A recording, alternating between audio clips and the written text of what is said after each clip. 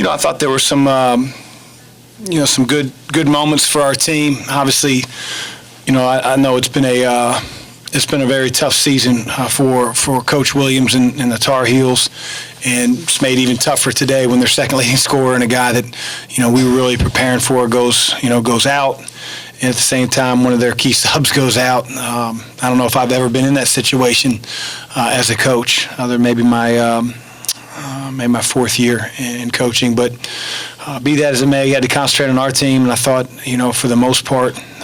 We're pretty good today. Jordan hit some shots, and it's really good to see him rebounding the way he did. And we move on to a quick turnaround Monday night.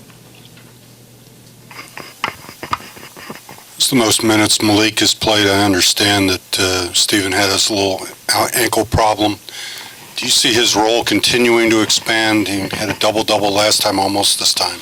Well, I want to play Steve, but he felt like he couldn't go today. And, if it's a blessing in disguise for him to be able to rest a little bit, we need Steve Monday night.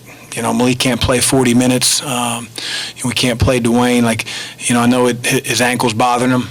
We got to figure out a way to get him on the floor and play through a little pain, even if it's, not at 100%. But more Malik playing the minutes that he did tonight was more of an indication of, Steve just not being able to go. When he got tangled up with Miller underneath, he sort of, got it dinged a little bit, and it's something he was dealing with since the Syracuse game when he got, one-on-one coverage and twisted it. So hopefully we can heal him up in 48 hours and help our front court out. Malik he means a lot to our team. Not just the statistics, which he continues to get better offensively and gains more confidence, but just his presence on the defensive end, his voice, his leadership in practice. He's come a long way.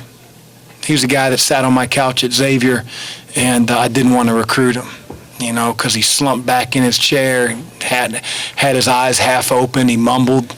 And, he's grown so much. I love that kid, and I'm happy for him. He's put in a lot of work, and his teammates respect the heck out of him. He's one of the best bigs in the league. Chris, with how you guys closed the first half, I think an 11-2 run, to how you opened the second half, did your kids gain a little bit more confidence as they kind of settled into this one? I think so. Our guys were, I thought, juiced to play, and we just made some bad decisions early. At the same time, we made some good decisions and couldn't catch the ball as well.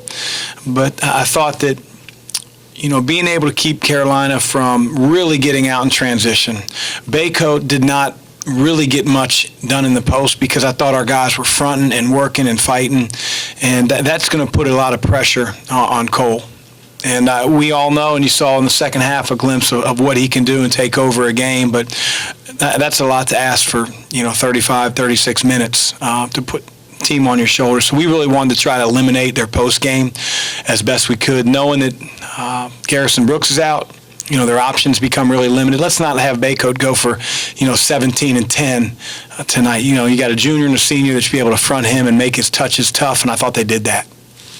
David had a couple of turnovers early in the game, but how important... That's what happens when you start a guy sometimes. Well, but how important was it to see him kind of respond and not let that affect the way he played the rest of the game? Yeah, he's pretty stoic. He's a guy that doesn't let one bad play or one really good play affect him much. I think that really helps make him the player that he is. He has a very calming presence. He's very confident, and he's a smart learner. So whatever happens maybe in the possession before, he sort of gets an understanding of what they're trying to do or how they're trying to play him, or if he's on the defensive end, how they're trying to attack him, and he makes adjustments. But he has to be sharper.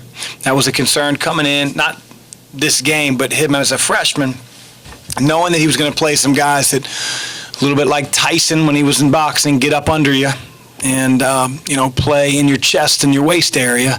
And David being 6'5", that gives him a lot of advantages, but it doesn't necessarily give him an advantage when a water bug climbs up into him at 35, 37 feet. And so he's just got to be a little sure with the basketball. He has to recognize when they go under ball screens, how to be a little bit more patient, maybe have the ball screen get twisted so they can't keep going under, and he'll progress in some of those areas. You guys went small a few times with Malik and Steve out of the game, but still, we're really dominant on the glass, especially on the offensive end. How were you able to sustain that through the entire game? Well, Carolina right now is missing some guys. I'll just be perfectly honest. If we'd have done that a year ago with them, we might have got decimated on the glass. But we did a great job with the team that was presented. We blocked out. I don't ever have to worry about Dwayne's toughness level. When Jordan gets double-figure rebounds, we're going to be, even that much better rebounding the ball. But that's a huge key. You play Carolina, it's transition. It's not letting them duck you in the post, and it's keeping them off the glass. And I thought in most of those areas we did a pretty good job. Did you have Fresh out there at the start, kind of specifically to D up Cole Anthony, and how would you rate the way he played today? I thought defensively he did a pretty good job. A couple of those threes that Cole Anthony hit were on him, but those are just really, really tough shots. You see it every night in the NBA. I thought he did a really good job defensively. He was in the right spots, and we challenged our team to make the game tough on him. And outside of that, maybe those step-back threes, I thought we did a pretty good job. As you know, he's capable of going for 30 or 40 points, and because he didn't, they weren't in the game. Let's skip ahead to your next challenge. You feel you're playing a lot better than you did when you played Florida State the first time? And I'm sure they are as well. So. We've both gone through the longest conference season there ever has been, 20 games, and these are games that you want to play in, that you want them to be meaningful. Both Florida State wanted it to be meaningful, and we did, and we've gotten ourselves to this point, and they're going to be a heck of a challenge for our team.